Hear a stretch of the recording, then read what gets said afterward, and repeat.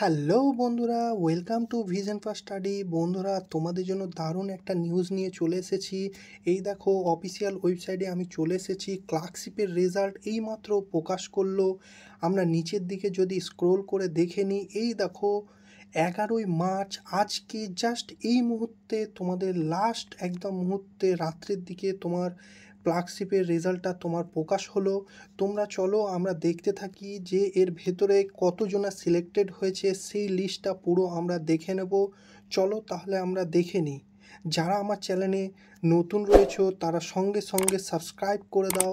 আর চাকরি পরীক্ষা কোনো যেন মিস না হয় তার জন্য সকলে সাবস্ক্রাইব করে দাও। আর এই দেখো তোমাদের সেই নোটিফিকেশন।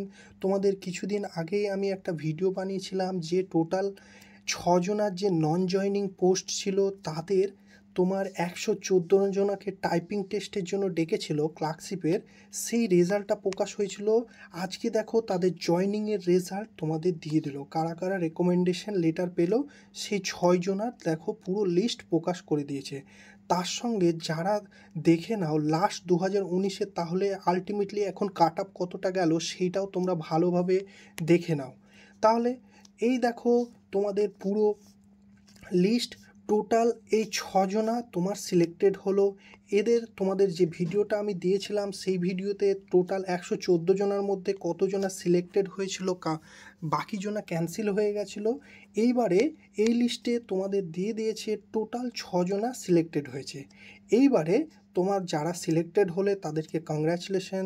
তোমাদের এইটা হচ্ছে লেবার ডিপার্টমেন্টে তাদের পোস্টিংটা হলো এবং তাদের ডিরেক্ট এলডিসি পদে তারা সিলেক্টেড হয়ে গেল। বুঝতে পারলে?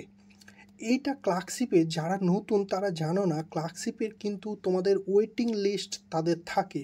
যারা যারা ধরো জয়নিং হলে না পরীক্ষা দিয়ে, সেই সিটটা ভ্যাকেন্সি থেকে গেল, তোমরা ধরো কাট আপের ধার কাছে এসে আটকে পড়েছিলে, পরের বার তোমাদের আবার পুনরায় ডাকবে। তাই এটা দারুণ একটা অপরচুনিটি।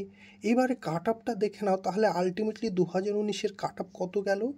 এই দেখো ইউআরের ক্ষেত্রে তাহলে আলটিমেটলি এখন যেটা গেল 136.33। তোমরা ভালো করে দেখে নাও, কারণ যারা 2023-এ পরীক্ষা দিয়েছো তারা আলটিমেটলি এইরকম লেভেলের কাট আপ যেতে পারে, একটা আইডিয়া রাখবে। ওবিসিতে দেখো 123.67, ওবিসি বিতে দেখো 133 কাট আপ গেল, এসসিতে 125.33 গেল, এসটিতে দেখো 98 মাত্র কাট আপ গেছে, আর পিএইচ দেখো 91 কাট আপ গেছে, আর পিএইচ এইচআইয়ের ক্ষেত্রে 77 কাট আপ গেছে, আর পিএইচ এলডিসিপির ক্ষেত্রে 116 কাট আপ গেছে, এসসি এলডিসিপির ক্ষেত্রে 93 কাট আপ গেছে, আর এক্সাম ক্যাটাগরির দেখো 76 কাট আপ গেছে, আর এসসি এক্সামের ক্ষেত্রে দেখো 66 গেছে, আর এমএসপিতে তোমার 80.33 কাট আপ গেছে। এই তোমাদের পুরো কারেন্ট একদম নিউজ আমি তোমাদের দেখিয়ে দিলাম। এই দেখো আজকে 11/3/2025-এ সিগনেচার করা এইমাত্র আপলোড হলো, তোমাদের আমি দিয়ে দিলাম। তোমরা যারা যারা সিলেক্টেড হলে কংগ্র্যাচুলেশন। তোমরা কমেন্টে বলো কেউ তোমাদের রিলেটিভ এর মধ্যে কেউ সিলেক্টেড হয়েছো কি না। এবারে যারা আমার চ্যানেলে নতুন রয়েছো তোমরা সঙ্গে সঙ্গে সাবস্ক্রাইব করে দাও, কারণ চাকরির গভর্নমেন্টের নতুন নোটিফিকেশন আমার চ্যানেলে ইজিলি তোমরা পেয়ে যাবে। বন্ধুরা, হার মানবে না। দেখলে 2019-এর এক্সামে তোমার আলটিমেটলি এতদিন পরে তারা সিলেক্টেড পেলো, তাহলে বুঝতে পারছো কষ্ট যদি করে থাকো সফলতা একদিন অবশ্যই পাবে।